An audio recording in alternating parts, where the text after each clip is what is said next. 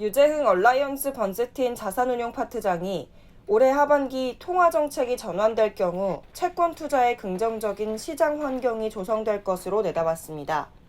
물론 여전히 시장 불확실성은 큰 상황입니다. 따라서 포트폴리오를 다양화하는 바벨 전략에 주목할 것을 제안했습니다. 채권별로 편차는 있겠지만 일반적으로는 채권 본연의 어떤 특성을 어느 정도 달성하지 않았나 그렇게 생각을 합니다. 대표적으로는 금리가 좀 높은 채권들, 미국 하이힐드 채권이라든지 아니면은 이머징 채권이라든지 아니면 미국의 주거용 부동산 유동화 증권이라든지 이런 채권들은 투자기간 경과에 따른 캐리 수입 또는 그 이상을 달성하면서 상대적으로 좀 양호한 성과를 기록을 했다라고 생각이 됩니다. 올해 채권 시장에서 나타난 특징 중에 하나는 안전자산인 국채와 위험자산 간의 상관관계, 흔히 이제 역의 상관관계가 나타나는데요. 그 상관관계가 나타나기 시작했다라는 것입니다. 올해 초의 경우를 보면 미국의 지역 은행들 이슈가 불거졌을 때나 아니면 유럽의 큰 은행들의 어려움들이 가중이 되었을 때 사실 미국의 국채 금리가 큰 폭으로 하락을 했고요. 국채 가격은 급등했다는 의미가 될 텐데요.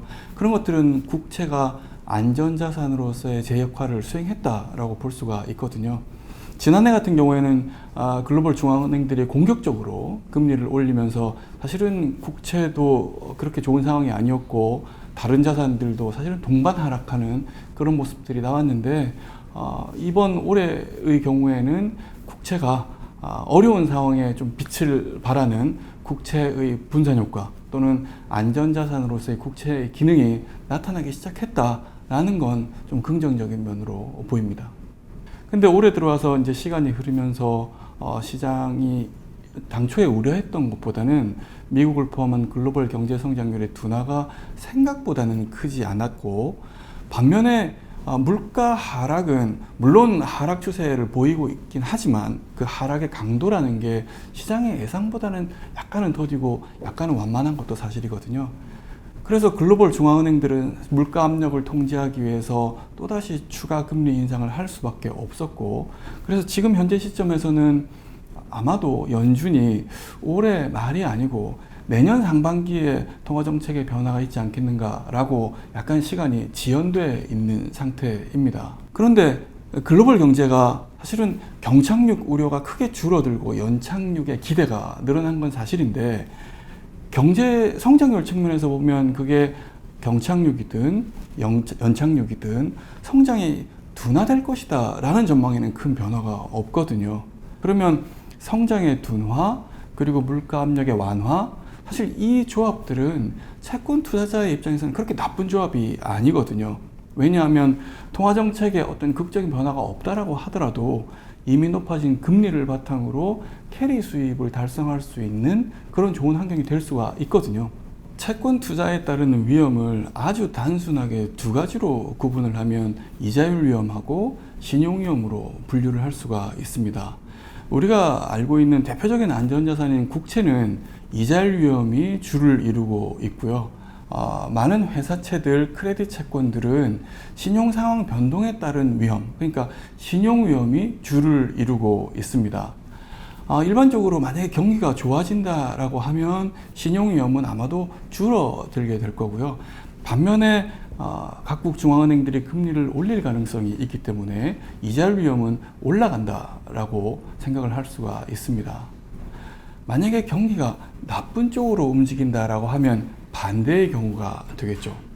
우리가 과거에 채권 시장의 움직임을 보면 경험적으로 이 이자율 위험하고 신용 위험은 좀 역의 상관관계 반대로 움직인다라는 걸 경험적으로 알 수가 있습니다.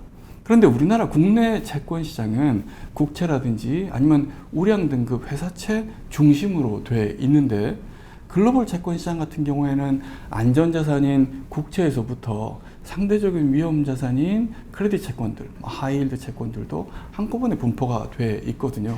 그러니까 글로벌 채권 투자자의 입장에서는 좀 더 큰 폭의, 좀 더 넓은 깊이의 투자 기회를 가질 수 있게 된 거죠. 쉽게 말씀드리면 이 이자율 위험과 신용 위험을 한 바구니에 담는다라고 보시면 됩니다. 글로벌 경제를 둘러싼 환경이 여전히 불확실하고 그리고 변동성이 여전히 나타나고 있기 때문에 이런 시장 상황에서는 투자자들이 과도한 위험을 질 필요가 없습니다. 예를 들어서 아주 만기가 긴 국채에 투자한다든지 아니면 신용등급이 상대적으로 낮은 트리플 C 채권에 집중적으로 투자한다든지, 그러니까 시장 민감도가 높은 그런 크레딧 채권에 집중적으로 투자한다든지 하는 것들은 별로 바람직해 보이지가 않습니다. 왜냐하면 지금 시점에서는 투자자 입장에서 내가 부담하는 위험 대비 얻게 되는 수익이 그렇게 매력적으로 보이지가 않거든요.